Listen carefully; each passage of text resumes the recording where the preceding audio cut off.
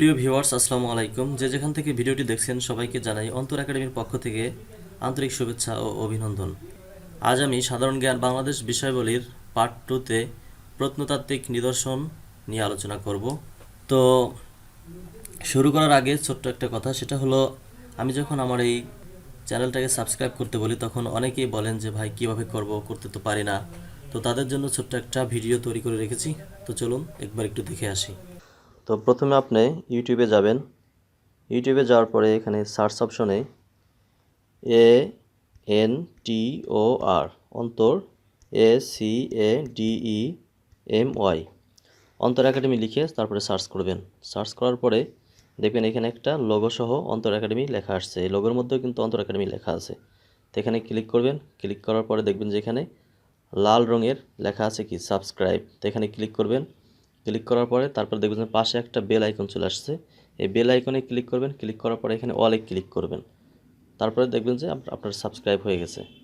এরপরে কি করবেন, এরপরে যদি আপনি ভিডিওগুলো দেখতে চান তাহলে এখানে ভিডিওতে আসবেন, তারপর প্লে লিস্টে আসবেন। প্লে লিস্ট থেকে এখানে আপনি সবগুলো ভিডিও দেখে নিতে পারেন। তো এভাবে সাবস্ক্রাইব করবেন এবং ভিডিওগুলো দেখতে চাইলে দেখতে পারেন। মহাস্থানগড়ের পুরাতন নাম বা মৌর্য আমলে কী নাম ছিল?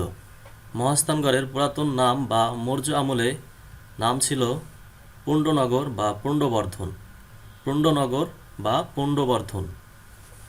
মহাস্থানগড় কোন জেলায় অবস্থিত? মহাস্থানগড় বগুড়া জেলায় অবস্থিত। মহাস্থানগড় এবং প্রাচীন পুণ্ডবর্ধন নগরী যে একই, এটা কে শনাক্ত করেন?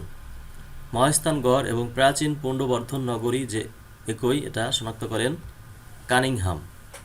কানিংহাম। মৌর্য ও গুপ্ত বংশের রাজধানী। মৌর্য যুগের শিলালিপি পাওয়া গেছে।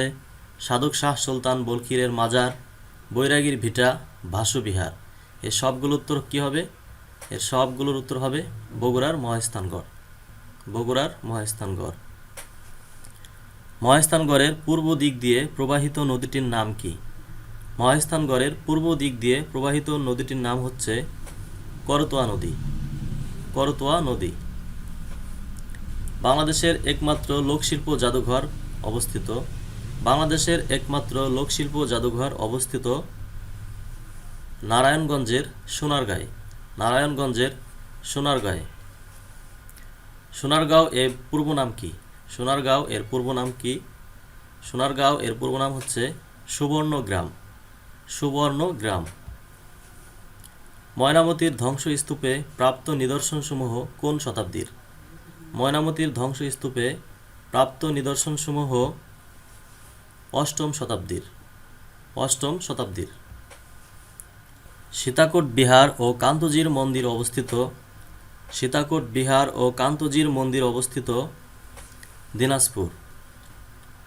সীতাকোট বিহার ও কান্তজির মন্দির অবস্থিত দিনাজপুরে। কোন প্রত্নস্থানটি আদি ঐতিহাসিক সময়ের প্রতিনিধিত্ব করে? কোন প্রত্নস্থানটি আদি ঐতিহাসিক সময়ের প্রতিনিধিত্ব করে? ওয়ারী বটেশ্বর। ওয়ারী বটেশ্বর। ওয়ারী বটেশ্বর আলোচিত কারণ? ওয়ারী বটেশ্বর আলোচিত কারণ এটি একটি প্রত্নতাত্ত্বিক স্থান। এটি একটি প্রত্নতাত্ত্বিক স্থান।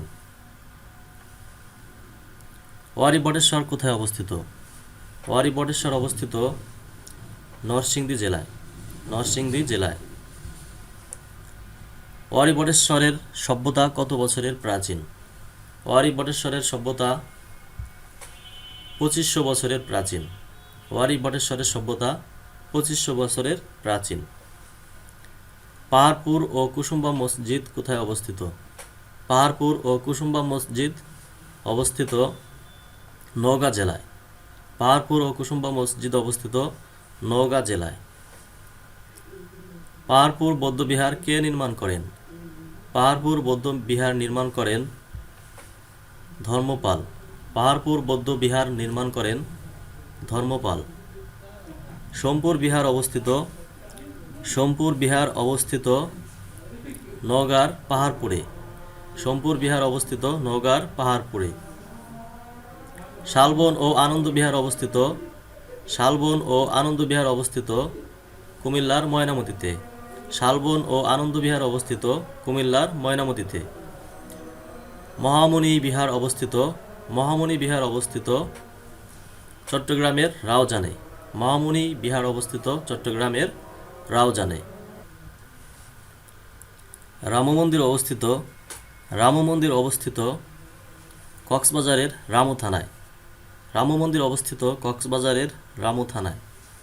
বাঘা মসজিদ অবস্থিত, বাঘা মসজিদ অবস্থিত রাজশাহীতে, বাঘা মসজিদ অবস্থিত রাজশাহীতে। তো ভিউয়ার্স, আজ এই পর্যন্তই।